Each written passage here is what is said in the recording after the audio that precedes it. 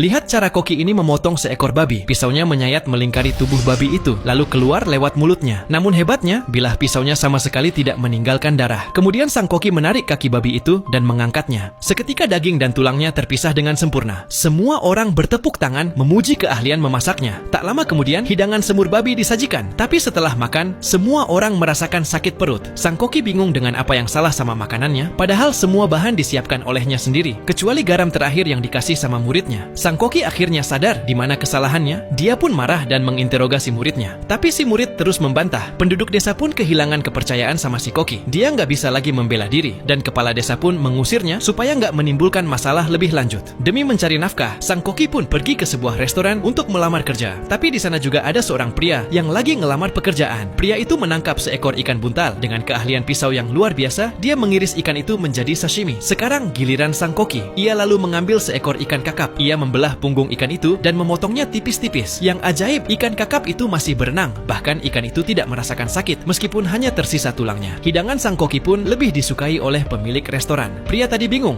Ternyata sang koki menggunakan pisau es saat memasak. Pria itu pun mengakui keunggulannya dan bahkan meminta menjadi murid sang koki. Mendengar bahwa masakan sang koki luar biasa, kepala koki restoran merasa terancam. Dia nantangin sang koki untuk duel memasak, dan yang kalah harus meninggalkan restoran. Kali ini hidangan yang dipertaruhkan adalah bebek panggang. Sang koki minta pria tadi buat jadi asistennya. Mereka berdua segera menyelesaikan hidangan masing-masing. Sekarang waktunya penilaian. Seorang gadis mencicipi bebek panggang buatan kepala koki. Rasanya sangat lezat. Lalu tiba giliran hidangan sang koki. Gadis itu mengira bebeknya sudah dingin, tapi pas dia menyentuhnya, tangannya malah terbakar. Saat itu juga bebek panggang itu mulai mengeluarkan uap dan aroma yang sangat menggugah selera. Ternyata sang koki membungkus bebeknya dengan gula malt untuk menjaga kehangatan agar hidangannya tidak dingin. Gadis itu mencicipi daging bebeknya dan terkejut akan kelezatannya. Kepala koki yang melihatnya ikut mencicipi dan hanya bisa menghela napas ringan lalu mengakui kekalahannya. Dengan penasaran, ia bertanya bagaimana sang koki memasaknya. Ternyata sang koki tidak menggunakan pisau sama sekali, karena jika daging bebek menyentuh pisau, seratnya akan putus dan teksturnya jadi buruk. Maka ia menyuruh muridnya untuk mematahkan tulang bebek dengan telapak tangan. Setelah mendengar penjelasan itu, kepala koki pun meninggalkan restoran dan sang koki resmi menjadi kepala koki yang baru.